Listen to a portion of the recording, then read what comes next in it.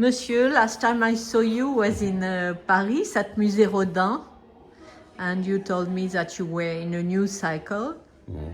So what did happen since then? I don't know. A lot seems to have happened in Korea, and I can't explain it, but it's really extraordinary. So, Nayoung Cho, who is the director of the Sand Museum, said... Which is like 2 hours far from Seoul. It's in Wonjo, which is... on a good day, you can get there in under 2 hours. If you're stuck in traffic, it can take a long time. But it's an extraordinary site. Basically, Nayoung's grandmother went to Naoshima and said, we need one of these in Korea. Got in touch with Ando-san, and he's done an extraordinary thing. On a ridge in wooded mountains, he's used 1.5 kilometers of the top of this ridge and transformed it into a place of contemplation, reflection, and in a way, a place in which art and nature can interact. And as strong as Naoshima? It's very, very different to Naoshima because of this laterality, and it's in the mountains. And so you were inspired by the place? I've always loved Ando's work because of the way that it relates to light and to sight, to the place that and it's sunset, in. Huh? And it was, Nayoung said, you can work with any architect, who would you like to work with? And I said, this is a ridiculous question, because already you're working with one of the greatest architects alive today. I was supposed to do a project with him in Naoshima, but it never happened. So I said, let's work with Ando. But that's a work of yours in Naoshima. Yeah, but it's sad. It's a single work in the hotel. Yeah, true. But a very special hotel. It was the start of the project. Yes, it's true. No, it's a. I don't know what happened. Fukutake, lovely man, very, very imaginative and wonderful. Yes, very creative. But let's go back to Korea. Oh yeah, back to Korea. Anyway, what did change? What did happen in your work? I think there's been on one level a dematerialization of the mass of the work. And then, The mess? The mass. The mass. La masse. Oui. The substance of the work has opened, and I guess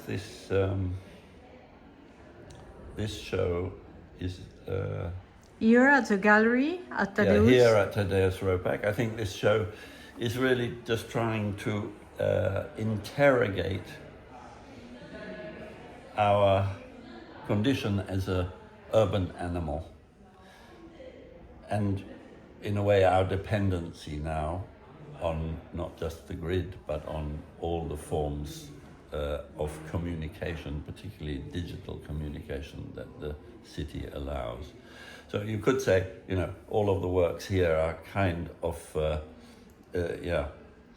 energy circuit, looking at the way that the body has become implicated in its context and allowing that context to become part of the content of the work. But it was already like that before, no? It was, but human condition, you said. Yeah, I think not so open and so playful. Playful? Is it playful? I think the here and now are both playful and interrogative. So they're trying to say, where and what are we now? And how are we becoming what we are now, this dependent animal? Okay. So you are creating extensions of the body. Yeah, I think they're not just extensions. I think when you come into a room and the lights are off, I think you sense very quickly if there is another person or the room is empty. Mm-hmm. I think we have far more senses than we use.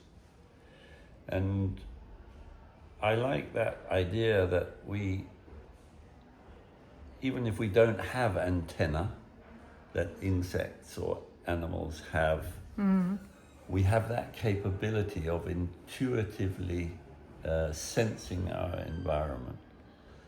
But equally, I think that our environment both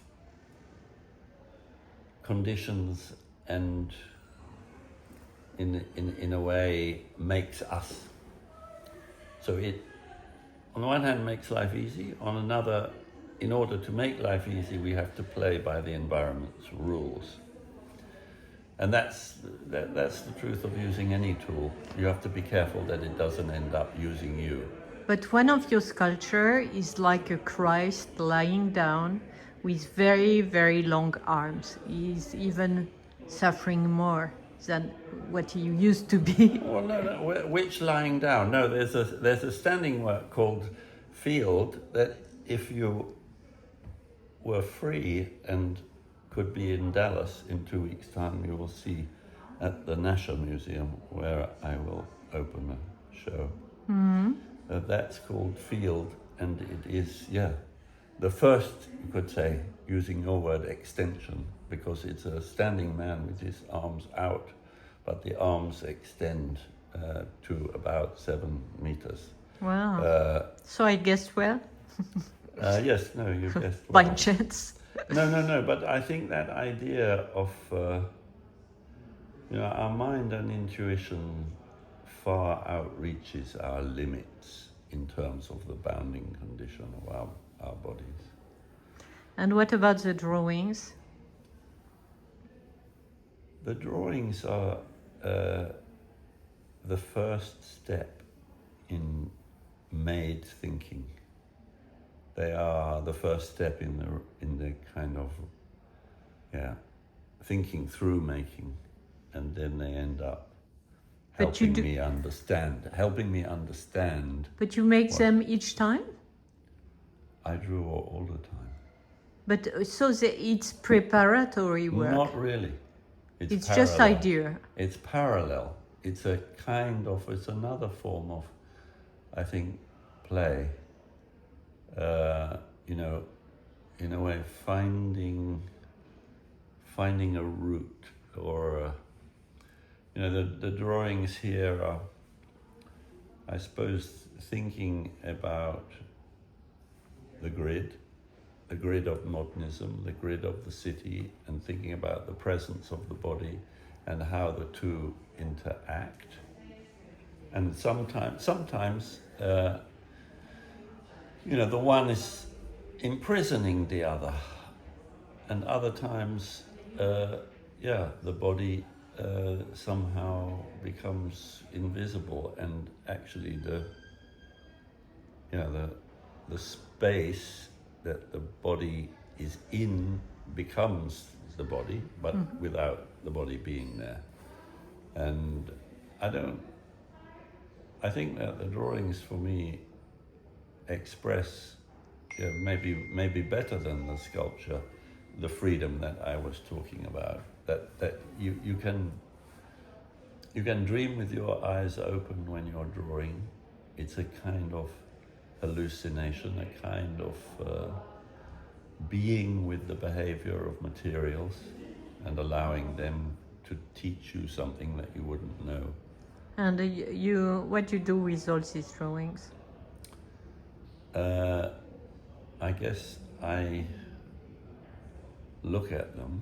You look at them often? And try to learn from them. And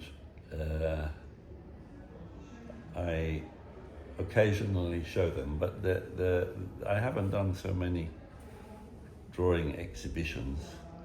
But I like to use the drawings, like in this show, as little windows for the imagination that don't illustrate what you're looking at, but give it another in a way, dimension. Yeah, it's a whisper. Yeah, or a peephole into another chamber of thinking and feeling. And do you think that in Korea the behavior of the bodies of human beings are different? In the city, for example? I think you in Korea there is a extraordinary, in a way, agreement to behave at traffic lights, to read information on signs, the respect for the rules of the common spaces of the road and railway stations everywhere is very, very different certainly from London and certainly from Europe. And does it give birth to some sculptures? No, I don't know whether it's as direct as that, but I think that you're touching on something quite interesting. The way in which I was at the Museum of Modern Art or Contemporary Art, MMCA at Seoul this morning, and it was very interesting how people were using the space of the museum as an agora, as an open space of social meeting, not necessarily to see the work at all, just using the benches, using the spaces, and seemingly just enjoying being in that open-minded. They told me it has between 20 and 30 doors, of which they only use maybe 12. A very porous building, which for me was very confusing because there was no, this is the greatest work, here are the things we want to show you. Nothing like that. It's extremely fluid. Fluid in terms of the architecture. The various bits are kind of completely open. Other bits are quite dark and enclosed and in the basement. So you are looking at the shell too, huh? Yeah, I guess I'm interested in what we gain and what we lose in agreeing to be urban animals, and then seeing how in different environments different behaviors arise. And if you go to the sand, you'll see I've kind of questioned the need for architecture to occupy space because it's in the ground. I've questioned the idea that architecture has to enclose because it's completely open to the elements. It's basically a humanly made cave. Mm-hmm. And this gives a very different, the minute that a building becomes porous, I think it allows for different kinds of behavior, and it's really interesting. I wasn't expecting it, but people are beginning to lie down, sometimes copying, as they did at the Rodin, copying the positions of the works. But the works are very different from the Rodin works because they are all quite blocky and geometric. And that really encourages me that somehow this work can allow people to behave maybe without that sense of decorum and, oh, I'm going somewhere where I have to learn something, or, that actually something else can happen. And things do happen. And the experience in the Sand Museum is a reinforcement of what I saw in the MMCA, that people were just enjoying being with the art. They weren't seeking instruction. They weren't seeking particularly entertainment or distraction, but somehow to use this space as an extension of their lives. And this seems to me, being brought up in a kind of Western classical tradition where, in a way, you go to a museum to learn something or to see something that has an already achieved value. And I saw at the MMCA it wasn't like that. It was like people were inquiring, well, this is interesting, I'll give it some of my attention, I'll give it some of my time and see what happens. So that this wasn't a consumption of, you could say, cultural values that were already established. It became a laboratory in which something perhaps could be found or made together between the viewer and the objects or the installations or the whatever we call it, paintings, works of art. And that was encouraging, and I think that's maybe what I have responded to and what Korea has responded to in my work, that this is an open ground of in a way of testing what is a sculpture, what is a human. Can in asking that question and making sculptures that are a question, we involve the beholder, the viewer, actively, so that there's nothing, it's not about my life. I have made these objects that all of the works in this show come from a lived moment of human time that has been registered. In the early work, this was, molds made of me. Now it's digital scans that are then, in a way, used to make these evocations of a human space in space, which came from a particular body, but could be anybody's. And the invitation is for you to empathically inhabit that space and bring to it everything that it lacks: thought, feeling, the potential for movement. So I'm really excited here because everybody is invited in a way to move around, and through moving, in a way, interrogate, what's this doing in my world? And the work then returns that question to the beholder and says, yes, and what are you doing in the world? And what are you? And what is a world? All of those. They ask me to stop you. Do they? Okay, very good. You Merci have a very, beaucoup. very, very big rabbit on your finger. Too big. Merci, monsieur. Merci.